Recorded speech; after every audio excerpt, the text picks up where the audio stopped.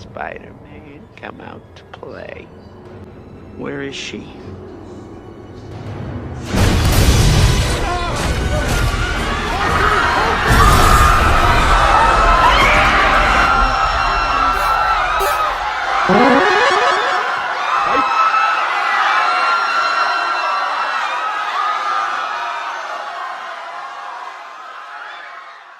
Forgiveness. Now, does everybody deserve forgiveness? I think that's $1,000,000 question, and it was probably one of the main things running through my mind while watching this Spider-Man Far From Home movie. You see, the way Norman just played Tom Holland after he was attempting to help, that was strike one. Killing Aunt May? Strike two.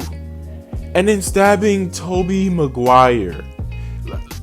Like, if Tobey Maguire would have died, I would have been sick. And Will DAFOE, you just wrote a check you're about to cash with your life again. But suddenly I had like an epiphany in the theater. It hit me. It finally registered what Tobey Maguire told Tom Holland. Don't kill him. Don't do it. Don't jump. Don't do it. So this leads us to our unanswered question. Does everybody deserve forgiveness? Did Green Goblin? In short, yes. Everybody deserves forgiveness, regardless of what they've done. It releases a burden from you and allows you to grow and really reach your full potential as a person. When you hold on to a grudge, oftentimes it's one-sided. You wake up mad and upset with the world or whoever wronged you, right? Now, unbeknownst to you, your wrongdoer, they're not really giving you or what they did to you two thoughts. So you're expending negative energy for someone who could care less, at least most of the time. And I know what you're thinking. Trey, what if you were in a situation? What if Green Goblin killed you? I mean, yeah, of course I would be angry, confused, upset, vengeful even. But eventually, I would forgive him because I think it's the right thing to do. And I want to grow as a person and learn the reason, like, why I'm even in this situation, why I'm going through what I'm going through. And I think that helps with the healing process. When you harbor hate, it blackens your soul and it eats away at who you're supposed to be. If Tom Holland would have killed Will DAFOE, he would have dishonored his aunt's death, and I believe that action would have ate away at him. And I think a similar thing happens to us as a whole, especially when we seek revenge over forgiveness.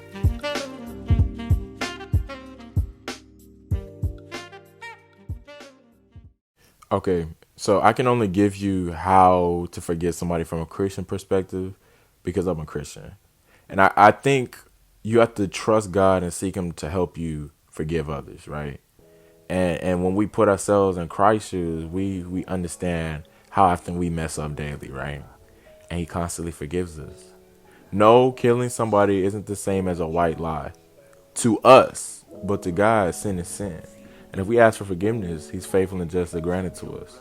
Now, who am I, just a lowly creation, to deny somebody else of what I'm granted daily? To err is human, but to forgive divine. Alexander Pope, 1711. I mean, we truly reflect the image of God when we forgive others for their wrongdoing. And I think the best way to do that is to empathize with the wrongdoer. Oh my gosh. Is to empathize with the person after the heat of the moment and put yourself in their shoes. I think you get an alternate perspective and allows you to be wise in how you deal with that person. I think the next thing I would advise you to do is to say a prayer. Ask God for guidance and strength to forgive this wrongdoer. And then you move accordingly. If you're not spiritual, the only advice I would give to you is to think of the last time you wronged somebody and you were the one who needed forgiveness. And then judge your wrongdoer with the same compassion you desired when you were on the other side. Did Norman deserve forgiveness for killing May, betraying Peter, encouraging the villains, neglecting his son, and all the other countless things he's done? Yeah, yes, actually he does, yes. But good news, so do you.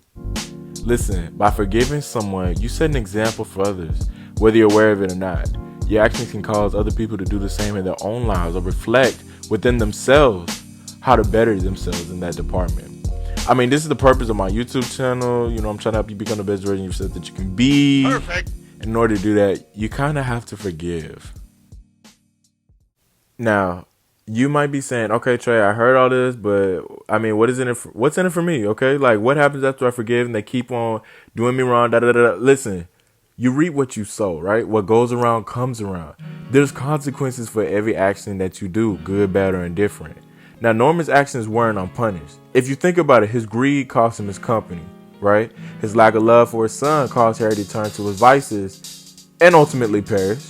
His thirst for power led to his ultimate demise, and even after being granted a second chance at life, his demons caused him to revert back to his old ways.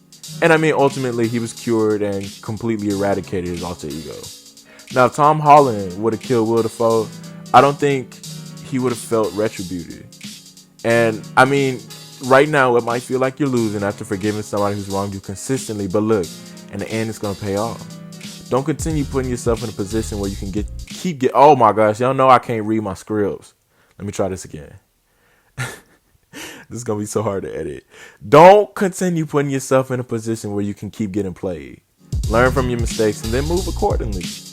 I think everybody deserves forgiveness, man. And it doesn't make you weak to administer it. I want you to remember that you once needed forgiveness yourself. And no, it doesn't make it easier, but it helps you empathize and be willing to forgive when you understand that there's a lesson in everything. And then you put yourself in somebody else's shoes. Remember, to err is human, but to forgive is divine. And I want you to walk in your God-given divinity today and make that decision to forgive.